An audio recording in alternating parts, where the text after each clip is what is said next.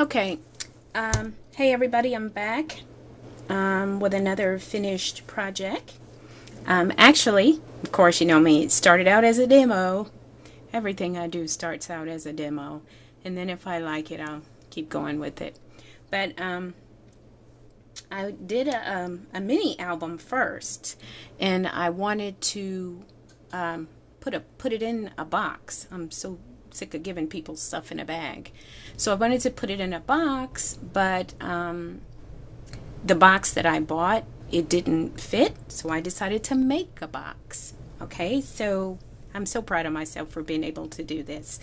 I saw this box at Michael's, and of course I bought it, but again, it didn't fit. So I decided that I would make the box that they had.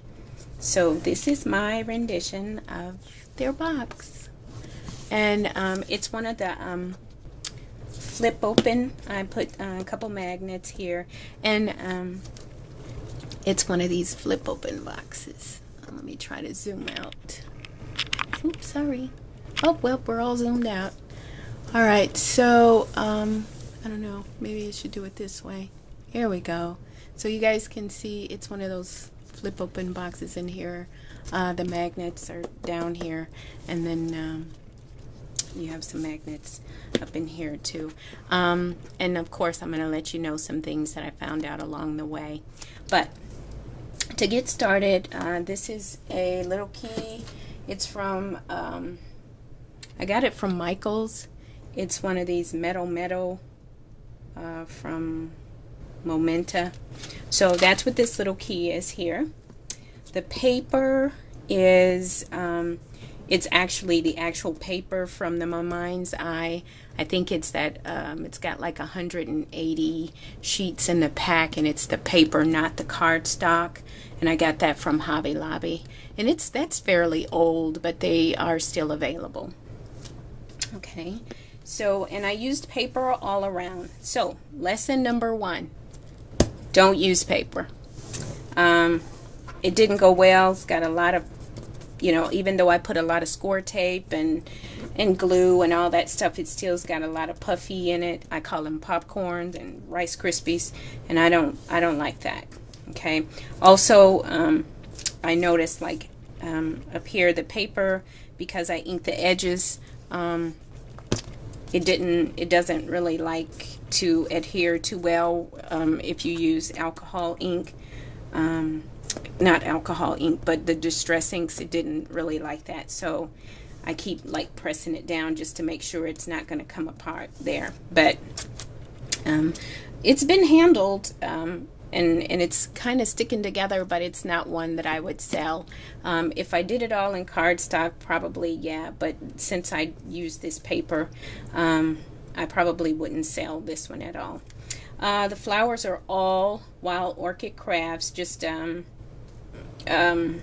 some, what do you call these things, cherry blossoms, wild roses, curly roses. I'm not sure if this is a trellis rose or not. It might be. And that's about it. I used what they call super heavyweight chipboard, but I've had a couple people tell me, you know, that is not super heavyweight, and I didn't think it was either, but it held up for my box, so I'm okay with it. But yeah, it was not super heavyweight. So I used regular, that ash color chipboard, colored everything with black paper, black cardstock that I got from, you know, Michael's. I don't deviate too much from my regular. Now in the inside, I did use some this isn't paper, this is the cardstock of the paper that I used, the same paper line from My Mind's Eye that I used, but this is the cardstock. Now in the inside is my little mini album, but in the inside this is lined with paper also, but this part and this part are cardstock, and it probably is why they stay so well. But this is the box. As you can see right there, I don't like that popcorn look, that bothers me immensely. And that's the bottom of the box, and again I kept it very simple and plain. So now let me show you a little mini album, and this is a tutorial that I got from Lesia from Mima's Crafts, and I cannot remember who she got it from, but once I start to show you the inside, you'll probably figure out who she got it from. I'm sorry, whoever you are, that I did not write your name down, but just know that this was not Joyce's idea. But on the outside again, just an assortment of Wild Orchid Craft flowers, the same ones that I used on the front. On the side here, I saw Jim, the gentleman crafter. He did a book for somebody, and he did a spine that had this lace going down it, and the key was actually inside the lace, but I wasn't going that far. So I just did the lace. I made myself a little template. Excuse me for reaching. So I just made myself a little template that I can keep, and that's what I used to create the holes. Some black, the large eyelets, set those with my the large crocodile doohickey thing. I can't remember what it is. I can't ever remember anything. And then this was just some lace that I got from Joann's.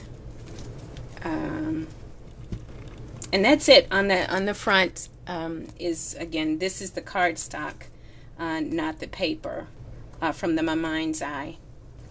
This, I couldn't figure out what type of closure, so I just made up something. So what I did is I put a couple eyelets in here. I looped some of this ribbon through here. I attached it with my tiny attacher. Then I wrapped a little bit more of the ribbon around to create this little stop gap here. And then you could see glue here. So what I did is I took I love those Copics. I took my black Copic and I just rolled right down there, so you can't even tell.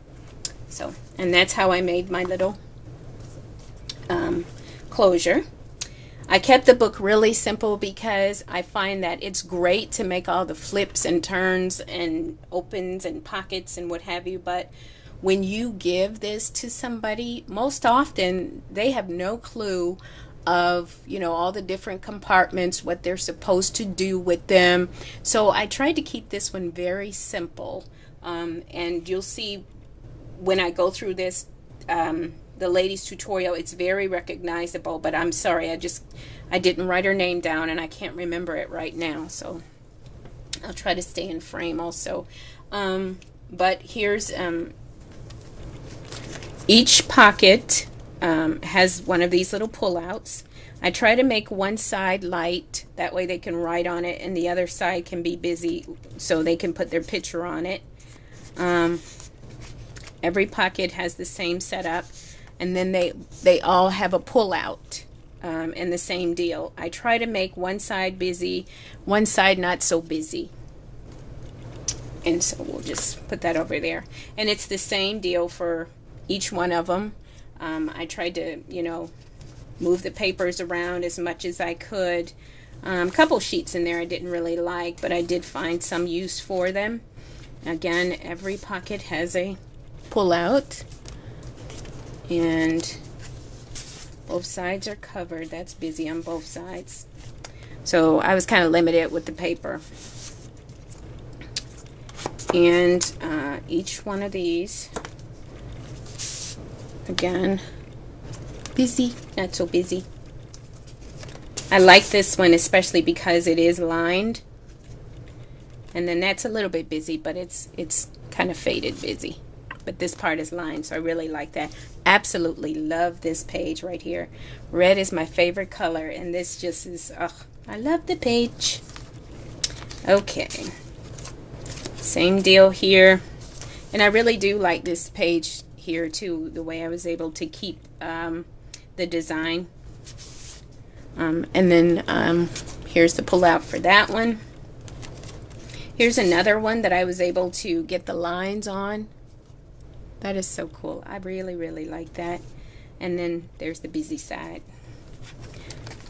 I like this one too because of the 17. And you can also write on this one. This one has the lines going vertically and horizontally. I like this one. I decided that I like this paper so much that I was just going to keep this one as one sheet. That was really cute. I like that. Same thing. Oh, let me take this one out so you can see this one. And here's another one. I like that lined look, so I used it again. And I tried not to. I had to really make myself be conscious of the red, because you know red is my favorite color, so the whole darn thing would have ended up red. Okay, and then the last pocket is here. And then that's the other side of that. And that's it. I kept it very, very simple. So my intent was to sell it. However, like I said, it's just got too many errors in it that I noticed. So this one I will keep, and maybe I'll do better on my next try, and maybe that one I can sell. If you have any questions, feel free to email me.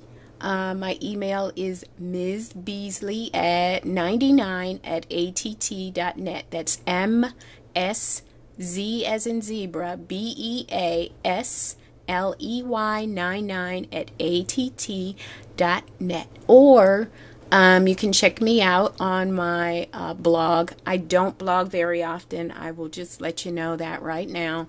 But my blog is My Enchanted Paper Creations with an S.blogspot.com. Thanks for stopping by. See you guys later.